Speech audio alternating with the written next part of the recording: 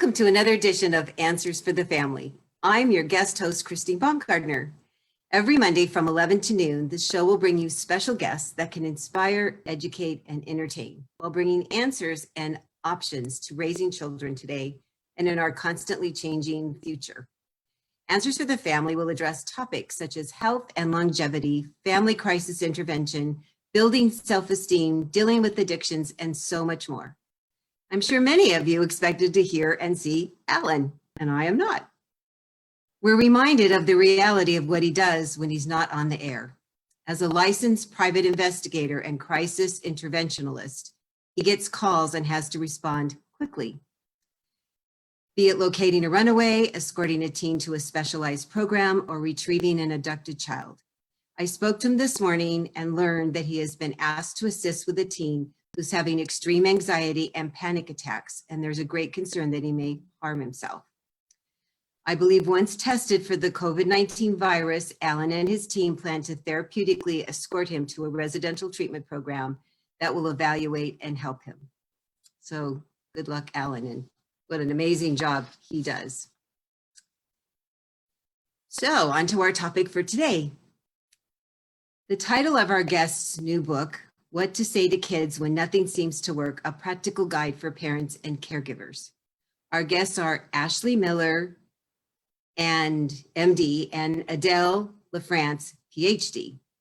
Dr. Miller is a child and adolescent psychiatrist at BC Children's Hospital and a clinical assistant professor in the Department of Psychiatry at UBC, which is the University of British Columbia, I just learned. She is also the co-director of interpersonal psychotherapy and family therapy training for the UBC Psychiatry Residency program. As part of her work, Dr. Miller runs support groups for teens with depression and caregiver groups for families. She's a passionate advocate for family and caregiver involvement in the mental health treatment of children and youth. Dr. Lafrance is an internationally recognized clinical psychologist, research scientist, and co-developer of emotional-focused family therapy. She offers workshops for the general public and mental health agencies worldwide. A frequent keynote speaker at professional conferences, Dr. Lafrance has published extensively in the field of emotion and health, including a clinical manual to support families published by the American Psychological Association. In addition to her work as a psychologist and academic, Dr. Lafrance is passionate about helping parents to support their kids in a way that's informed by the latest developments in neuroscience. Geez, you guys are so smart. Our topic today and the title of our guest's new book, What to Say to Kids When Nothing Seems to Work, a practical guide for parents and caregivers. What to Say to Kids When Nothing Seems to Work offers parents an effective step-by-step guide to some of the most common struggles for kids aged 5 through 12. Written by mental health professionals, Dr. Ashley Miller and Dr. Adele Lafrance, with over 30 years experience listening to kids' thoughts and feelings. That's so important. This book provides a framework to explore new ways of responding to your child that will help them calm down faster and boost their resilience to stress. With a dose of humor and plenty of real-life examples, the authors will guide you to build a bridge into your child's world to make sense of their emotions and behavior. Sample scenarios and scripts are provided for you to customize based on your caregiving style and your child's personality. These are then followed by concrete support strategies to help you manage current and future situations in a way that leaves everyone feeling better. Chapters are organized by common kid-related issues so you can quickly find what's relevant to you. Suitable for parents, grandparents, and other caregivers of children, preteens, as well as professionals working closely with families. What to Say to Kids When Nothing Seems to Work is an accessible resource for effectively navigating the twists, turns, and sometimes total chaos of life with kids. Oh my. So welcome to the guests. I'm so excited to talk to you. This is a fascinating subject. Thanks for having us, Christine. Oh, you're so welcome. So outside of the normal questions, when we think about what Alan's doing today with this young person, I'd love to just get a brief thought from each of you about what do you think? Yeah, well, of course, lots of youth and families are struggling right now. I mean, in ways that we've never experienced before. And yet, a youth being very anxious and panicking and stuck at home, that is a kind of situation that happens outside of COVID times as well. And we do have lots of ways of helping youth in even the most difficult circumstances to get through. Yeah, it's it's really hard when your child is suffering so much. And for parents are wired to their children. They are literally, wired neurobiologically, chemically. And so when you see your child in distress, it activates distress in yourself. And so it's really good to be able to get support from other people, friends, family, but other professionals, to help weather those storms. It can be really intense. And so, yeah, I'm so glad to hear that family is getting some support. Yeah, it's one of those catchy things where you can make each other get more hard or more calm. Mm-hmm. Yeah, well, that's the thing. Calm is contagious too, right? And so as we can be more aware of the hopefulness out there, and as parents get more support to manage their own concerns and anxiety, that benefits our children so much. Yeah, and being able to open a book to a specific chapter. I love that. Yes. So ladies, you spend all day talking to kids and parents. Mm-hmm. What do the kids say they want their parents to say to them? Well, kids, they want parents to be able to understand and acknowledge that the way they're feeling and thinking makes sense, that they're good people who are doing the best they can. I mean, we all want that, right? And so kids want parents to be able to say, yeah, I understand why you might feel that way, or I can imagine if I put myself in your shoes, it might be kind of like this, and that makes sense to them. Yeah, one of the things that I've noticed a lot in my practice is that parents are afraid sometimes to say the wrong thing or do the wrong thing, and so they'd rather have a professional come in and help their child. And sometimes that's absolutely necessary, depending on what's going on.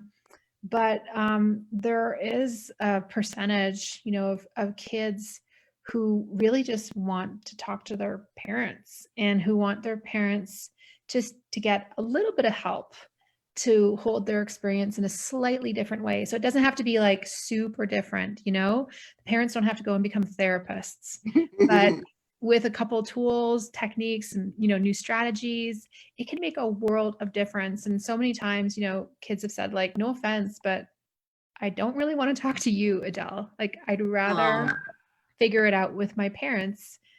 So that's something that we really wanted to kind of convey in the book, that professional help can be very helpful. And also parents are who children want most. And with a few little tweaks, it can be really wonderful.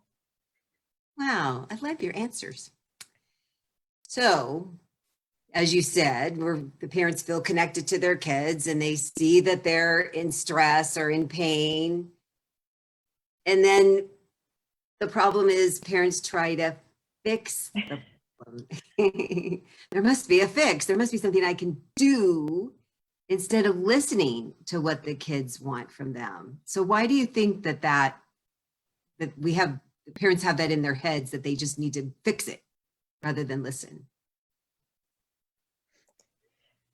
Yeah, even we do that. So that's like the hilarious thing. It's like we wrote this book, and if our kids were listening, they would probably be like, that's so funny that you're telling people not to rush in to fix and reassure, because that's kind of what you do some of the time.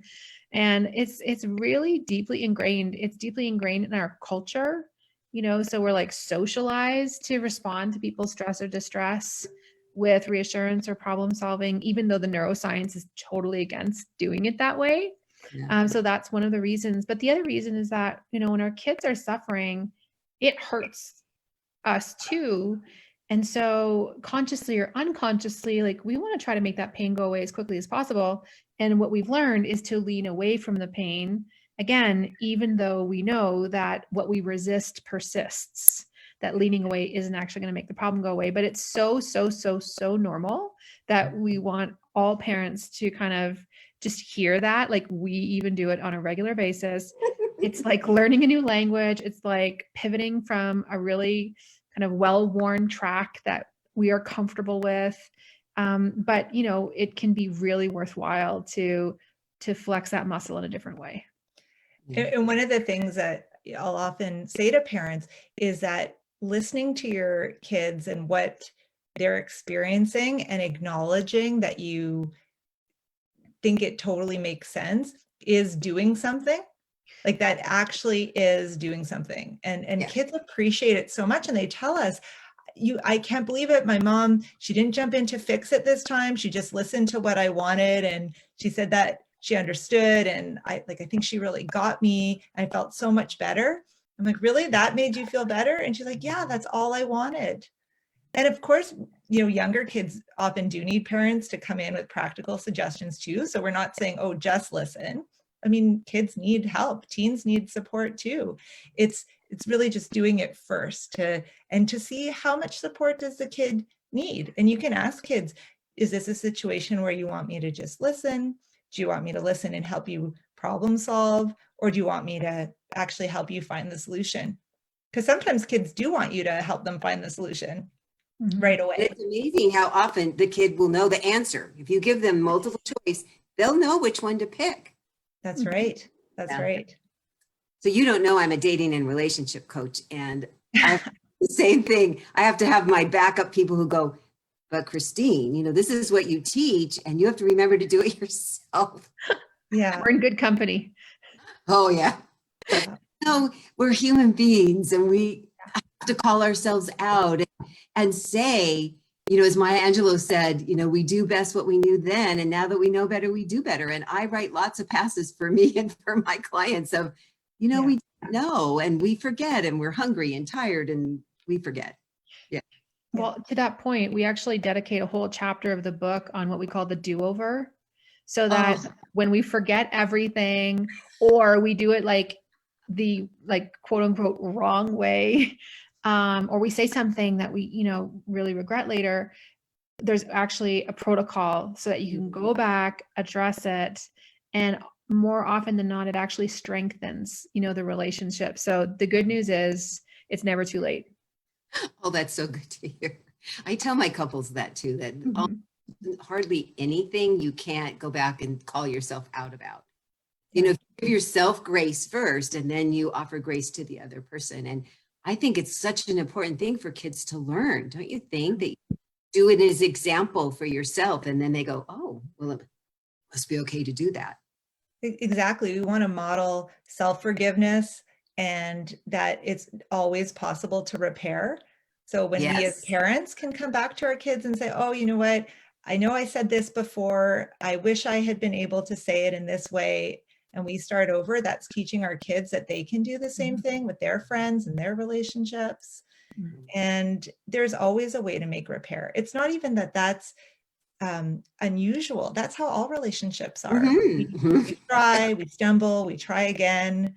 We keep realigning until we connect. And that's really how it goes. Yeah, I was working with a mom recently, and there was an emotional injury between she and her adult daughter. And the emotional injury was 25, 30 years old.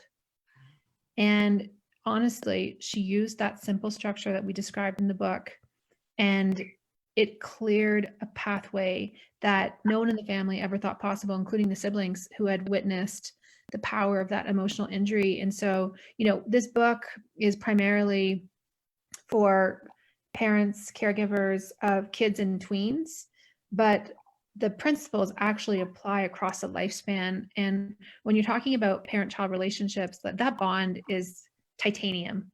Like we just need to get kinks out of the way, blocks out of the way. And there's a way to do that. There's a specific way to do that.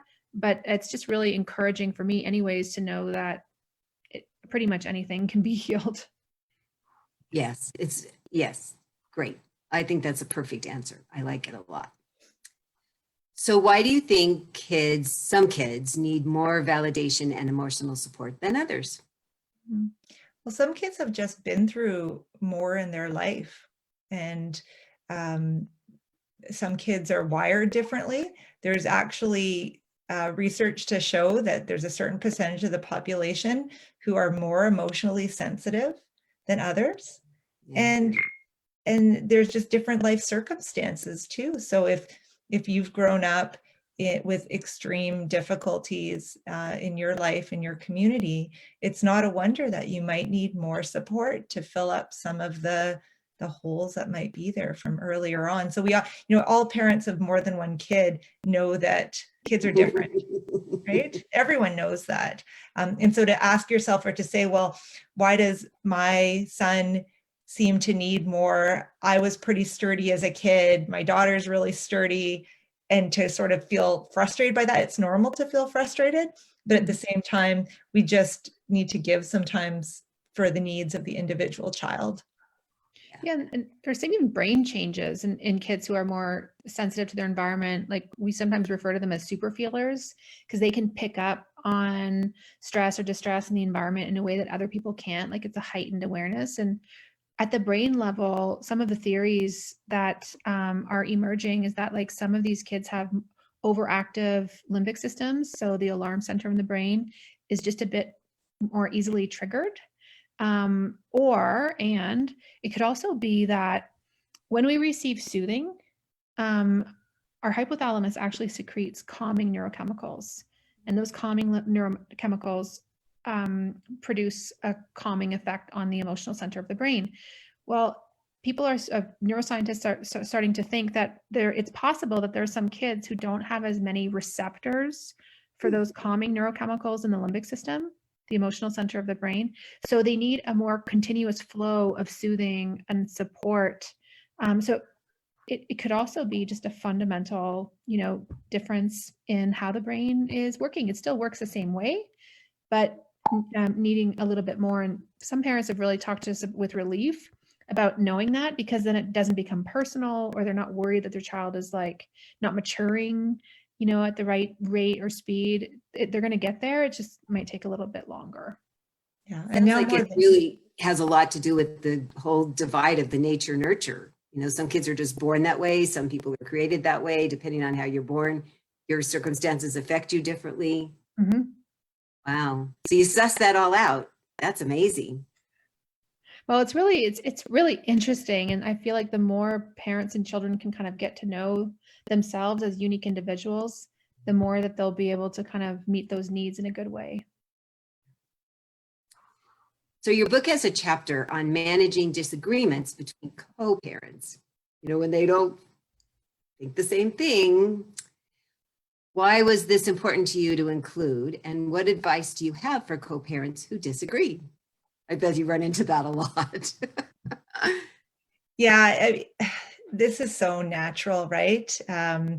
First of all, no two people are going to feel exactly the same way about anything. And when a kid is struggling, that totally raises co-parents' stress level and anxiety. And when we're feeling stressed, it's very normal to become more polarized. So if a kid says, I'm scared, I don't want to go outside for a walk today, one parent might tend to become a little bit softer and say, well, that's okay. Of course, I totally understand. It's pretty scary right now. And the other one might then get their back up and say, but we can't just keep our kids inside all the time, and they're going to get really, scared to leave the house. We've got to push them. So as one person gets softer, the other person tends to get harder. We try to balance each other out. Fully natural. And the thing is, when you're trying to parent, if you're feeling stressed, not only about what's going on with your child, but also about any judgment that you're worried you're going to get from your co-parent, then you can't do your job as well. So we really wanted to have a chapter in the book to address that, because that's happening to parents all the time. And what we recommend is using the same kinds of strategies with our co-parents. So to listen to their point of view and to try to build a bridge to understand how they're looking at it.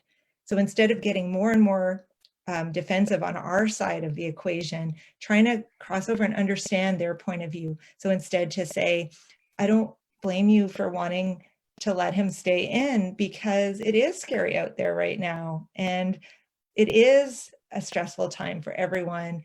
And trust me, I don't want him to become a shut-in either. I also want him to get out a little bit more. And I'm wondering if we can talk about this and find a solution that works for both of us.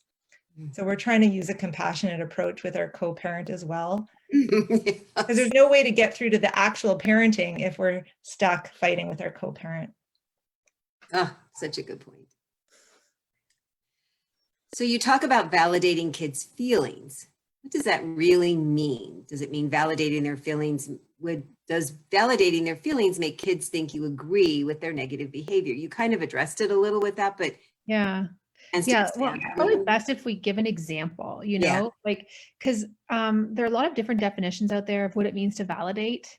And when we do a little Google search, like Google Images, on what it means to validate, there's this cartoon, and it's a guy who's getting his parking tag validated. And the woman says, "You did a great job, with your parking, evenly spaced, perfect right angle."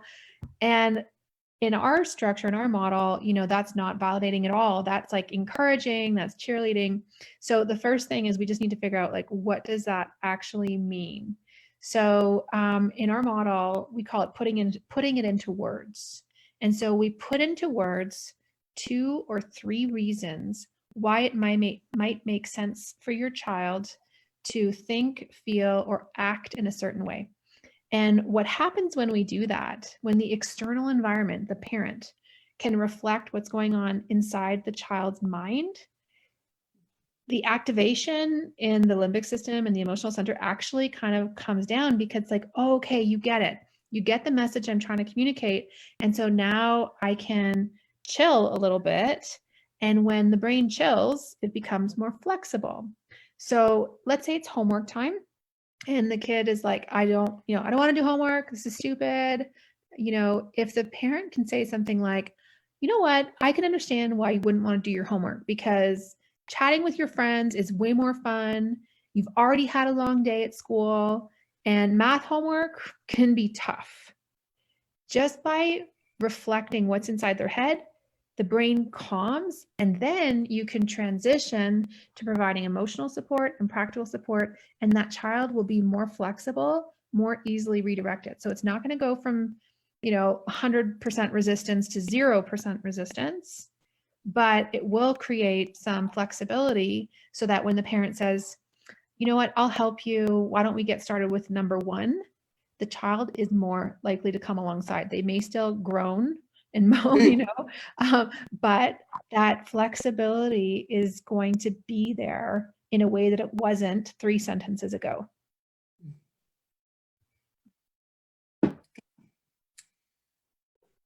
Why don't you suggest parents send their kids to their rooms to calm down? I know sometimes I need to time out.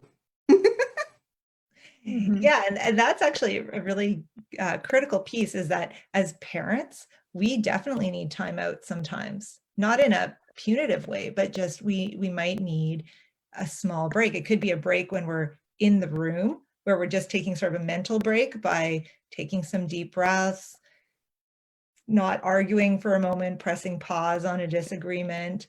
It might be an actual break where we need to say to our child, or our partner for that matter, I need a couple minutes right now. I need to take some space just to calm down. I'll be back, right? Because we don't want to, especially for younger children, we don't want to ever give them the sense that they're alone or that we're leaving them. But we especially in close quarters, we might need some space. That's normal. So it's not that kids should never go to their rooms, but the idea of go to your room and calm down, for especially a younger child who may not actually know how to calm down yet.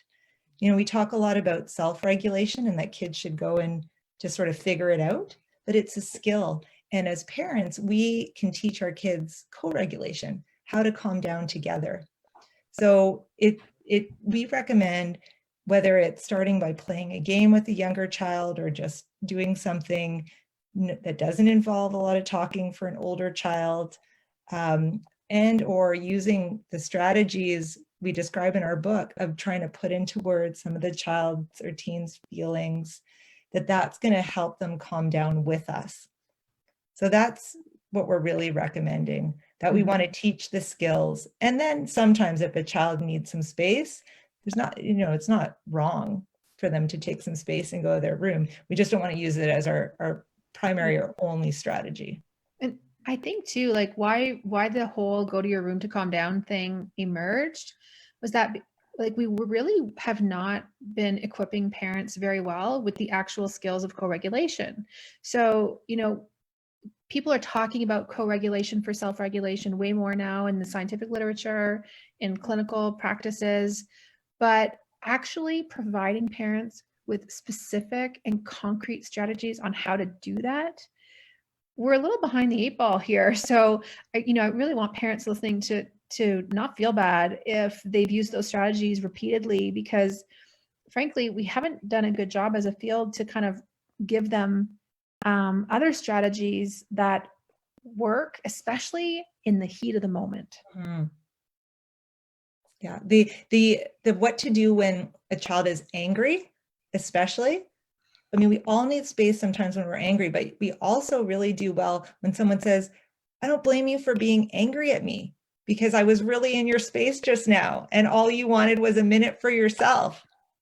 And it's amazing, but I said that the other day, and then the person I was upset with was able to stay in the room with me because I had acknowledged and validated the anger, which was at me, which is a hard thing to do. But that's why we really wanted to give specific examples in the book, sentences you can say to get people started, because it's a new way of talking. And if you noticed, Ashley had more passion in her voice when she said it. She's like, I can understand why you'd feel angry with me. That is also a neuroscience trick.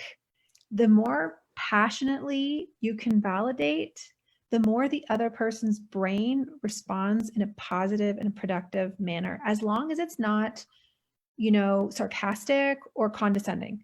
If it's a true show of, I can understand why you would feel that way, that energy, that activation can go a really, really long way. It's really awkward though at first, because in so many of our micro cultures, we're supposed to be calm and not get too animated, especially when someone else is angry with us, unless it's with defensiveness.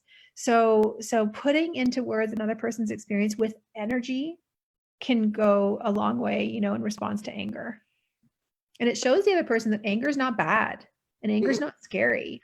Mm-hmm. And in our culture, we have a bit of a way to go to help transform our view of anger. It's like we see anger as scary, dangerous, and there are versions of anger that are not positive, and that we would call it rejecting anger. But assertive anger is like a wellspring of vitality. It's I love myself so much that I want to talk about how I feel. I want to defend my boundary. I want to be heard. I want to join with you. So one of the things that we want to encourage parents to consider is that anger can actually be a beautiful, vital, connecting emotion, so long as we know what to do with it. Yeah. Wow. That's great information that I need to digest. And so I think it's a really good time for a commercial break, and I'm going to digest what you've been saying, and we'll be back in just a minute. Great.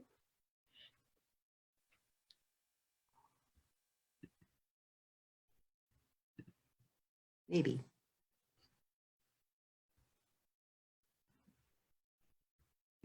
Maybe not. Okay, maybe not. We'll go on. Okay, next question. I can digest later. Can you give an example of what to say when my child suggests that I love my other child more? Oh, I remember saying that as a kid. Look what they do. Yeah. Yeah, this is it's a juicy one, any parent of more than one child has likely heard it, whether it's a traditional family or a blended family. And it can really be activating because of course parents love their children so deeply, and when they hear that, it can be hard to hear. But what we found is that when kids say that, especially younger kids and tweens, they're picking up on something that they don't quite know how to interpret. And because they're immature, in terms of their social and emotional development, their brain structures even, they deduce that it must be because my parent loves my sister more. So for example, if an older child is allowed to do more, the younger child doesn't appreciate the maturation processes that are influencing the different rules. They don't appreciate circumstantial differences in terms of children's unique needs. And so they see this disconnect, and their primitive brain goes, oh, well, it must be because mom loves her more. So first is just for parents to understand, like, they're picking up on something, they don't know how to interpret it. They apply this this belief to that discrepancy to understand it. And so we really want parents to kind of name what might be going on for the kid. Like, yeah, I can understand why you'd feel that way because I have been spending more time with your sister, and she and I have more in common in terms of shared interests. And so I could see from your perspective that it would look like I love her more. It seems easier. And then you can reassure and say all the things that we all want to say, like as a knee-jerk response, like, of course I love you the same, or, or being playful, like, well, she doesn't give me as much of a hard time as you do, or something like that, So starting off with understanding where they're coming from, being able to put it into words, and then providing that nice reassurance, and even problem solving, like that's usually an indication that that child has a need for connection, whether it's a little bit more often or more intimate. So that's another cue that parents can take. Okay. So this book isn't just for parents of small children. You also discuss topics like depression and anxiety in teenagers, like the poor teenager we heard about earlier. Do you have strategies in your book that might improve kids' and teens' mental health? That's, one of our hopes is that through these kinds of conversations, we know that mental health is complex.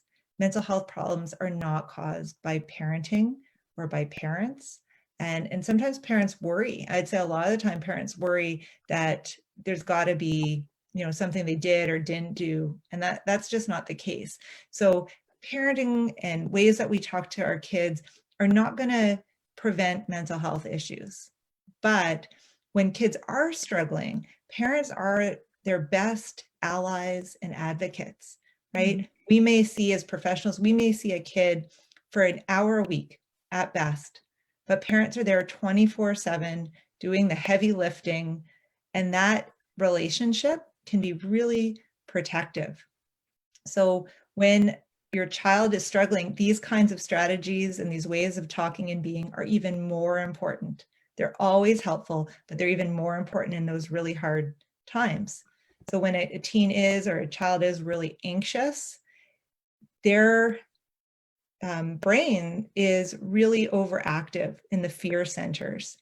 And a parent's calming presence, knowing that you're not alone, is soothing and helps the child with their fear.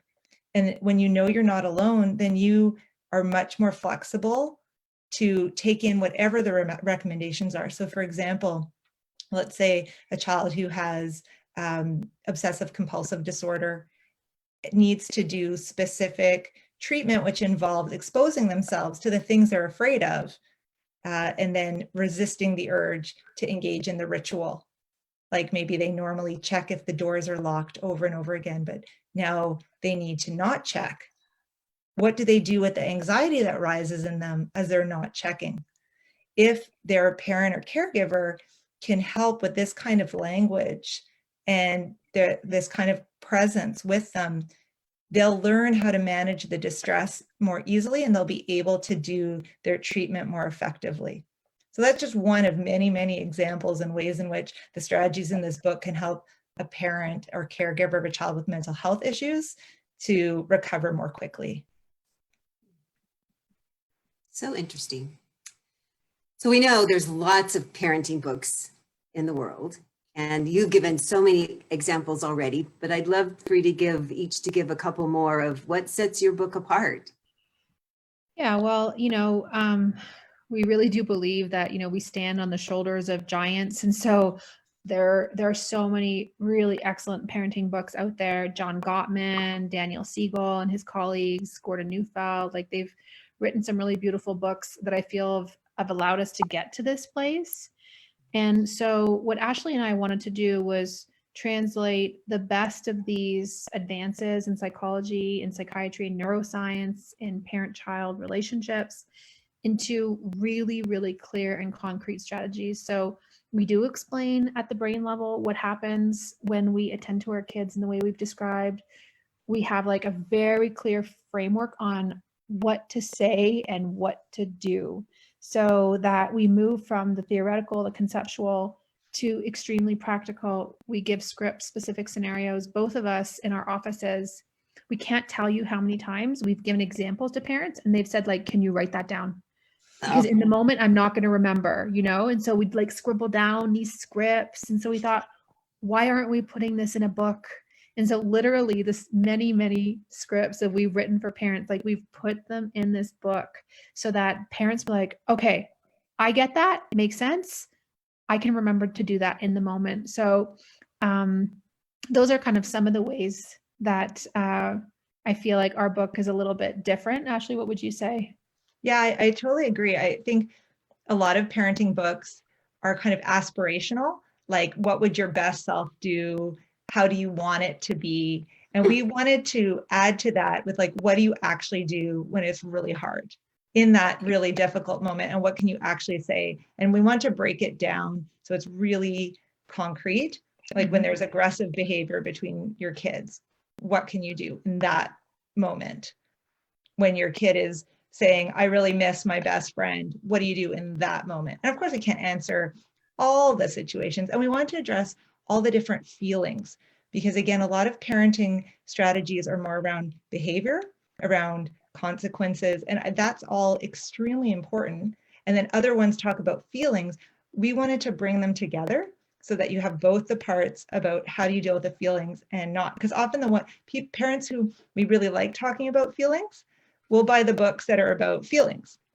And parents who really like discipline and, setting limits will buy the books about discipline. And we wanted to say, okay, well, here's a book. Doesn't matter what your preference is. Both things are super important. So let's put them together and let's honor, I just want to mention Dr. Sue Johnson, who's a leading couples researcher and therapist, one of my teachers, and who in her model with Gail Palmer and others around family therapy, very similar. And we want to just, again, bring the specific examples to specific parent situations to grow the bonds and help parents and kids connect even on a deeper level. A how-to. Yeah. I love it. I love it. So because Alan promotes the show ahead of time, there were a couple of people that wrote in questions. As an elementary school teacher, I've heard from so many parents that their kids are acting entitled, lonely, and indifferent. My family started talking about the me generation, and we're concerned that screen time and always being self-need centric have a lot to do with the change in children. So how do we help parents make these changes? I'm excited to read your book and learn more about how your methods could make a difference. Ariel from Connecticut. Oh, that's really a great question. Isn't that so nice? Yeah, thanks, Ariel. So, maybe I'll say a few things and see what Ashley has to say. The one thing about screen time is that we have to be really careful about our judgment of kids and parents who use screen time. Parents who don't have as much community or who don't have as many resources sometimes have to use screen time to keep their kids safe. You know, I think about the single mom who's working 2 jobs and has a toddler and she needs to have a shower, you know, like the screen time can actually be a way to keep her daughter safe while she attends to herself in these really, really basic ways. The other thing is that when we look in families, screen time use is a problem for sure. But I think the bigger problem is lack of connection. And we don't raise our children in communities like we used to. And so it's almost impossible for parents to be able to attend to their children's emotional needs on their own, you know, without grandma and the community center and so on and so forth. So I think that screen time is a symptom of something bigger, something more systemic. And so I would love to see like communities coming together in different ways so that kids can be fueled by that community love, that community holding, which makes it so that the screens just aren't as compelling, you know, because they're getting the real life goodness from people around them who care, and screens can't compete with that.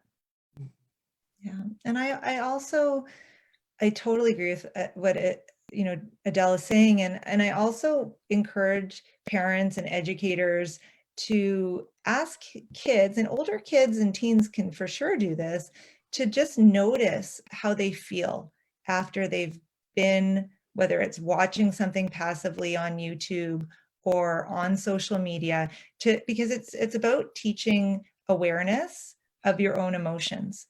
And so what kids start to notice is maybe they feel good after they've chatted with a friend, but maybe they don't feel so good after they've been scrolling on social media, reading about other people's lives or what they're doing. And that when the penny drops and like, actually, I felt pretty bad, you can help them start to become aware of the impact. And I think that's how we're going to transform this me kind of situation, by developing actually more emotional awareness. Mm-hmm. Yeah. Well, yeah, it makes sense, because how much better do you feel? I think that's such a good thing, because we don't pay attention to that. You know, like if you eat well or you don't, Mm-hmm. just making, still eat the same way, but make a decision to pay attention, because then you're like, well, maybe I did feel better if I ate lunch before I had 3 cookies. So the same way with the comparison of, a friend versus an inanimate screen time. I like the way you put that. Okay, another question. I love the premise of your book. I have a question. We have so many parents who are, now we're going to talk about the spoiled parents. Parents who are spoiled, poorly taught, just very immature themselves, who are passing down their stereotypes and preconceived notions to their children. It seems that the problem needs to start from the top down. Does your book help parents realize their own behavior as they're dealing with that of their children? Henry from Oregon. I know you've talked about it a little bit, but there you go. It's more about that. I so appreciate that question. And I have to say that, before I became a parent, I I had a lot of different ideas, but, even as a parent, I do agree with the sense that it does need to start with us. But I look at every parent was once a child, and every parent is still a human, and we are all struggling. I mean, especially now we're all struggling, but in general, in day-to-day life, and we have fears and we have hopes, and sometimes we get hijacked by our fears, right? Especially if something that's happening with our child really reminds us of something that happened to us, like if we were left out as kids and now we see our child being left out. And when we get hijacked by fear, we may not behave in the way that is the best. We may not behave in the way that we want to. So, we really see it as supporting parents to support their kids, and whether that's community, so practical support, like reaching out, offering to spend some time with someone's child so they can have a break, right? Or being kind to that parent, validating their feelings and their difficulty. I think that's where it's, I think criticizing parents is not going to make them better. but we hope that in giving strategies to connect and seeing parents' best intentions, we are going to help children. Yeah, I see on Facebook, and other social media, sometimes there'll be like little posters that'll say, kids just need blank, or kids are doing the best they can. And while I appreciate the message, implicit in that is criticism. You're not seeing that kids just need this. And we know at the brain level, psychologically, that criticism, implicit or not, increases defenses, increases rigidity, increases reactive behavior.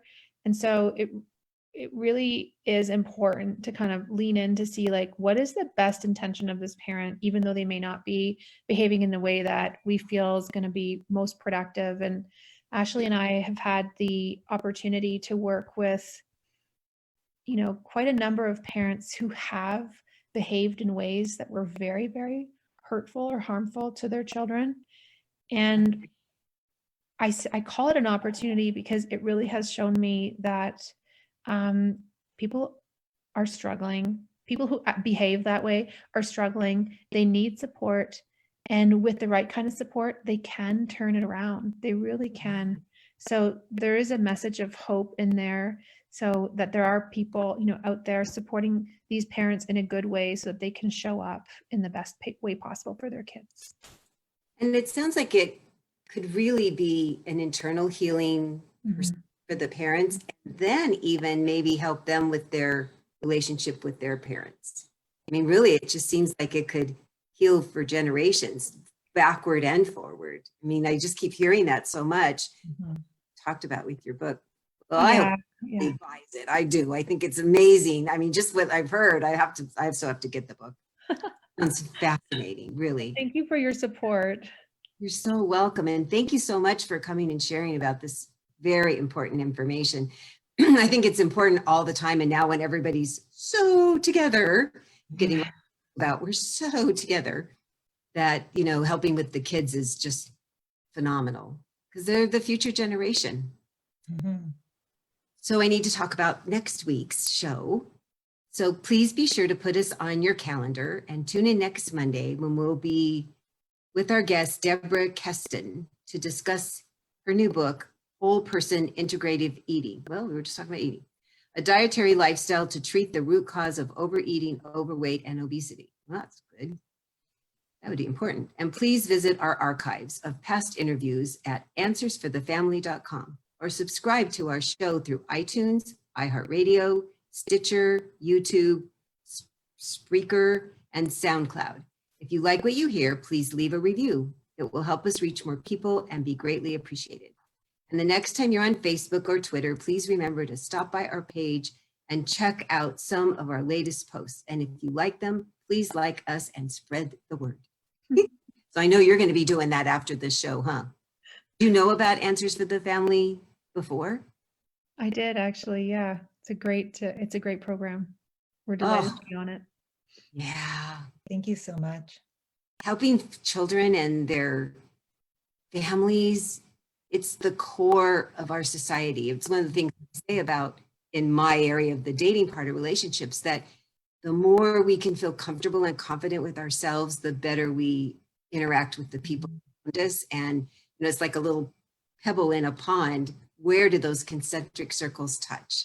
What kind of human beings and adults would those children be, and what kind of children will they raise with these amazing tools that you're offering them? And this sounds like super easy. Okay, I have this problem. I'm looking it up in this part of the book. I'm going to say exactly what the doctors say, and it's going to make me feel like I have much better tools. I've gone down the Home Depot aisle and I didn't know there were so many different screwdrivers to use for the same thing.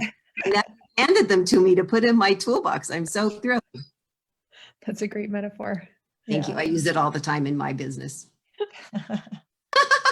There's a lot of crossover in what we do. For sure. Yeah. Absolutely. Well, it's been such a delight, and I've enjoyed talking to you. I feel like I could talk to the two of you for like 3 hours and never enough.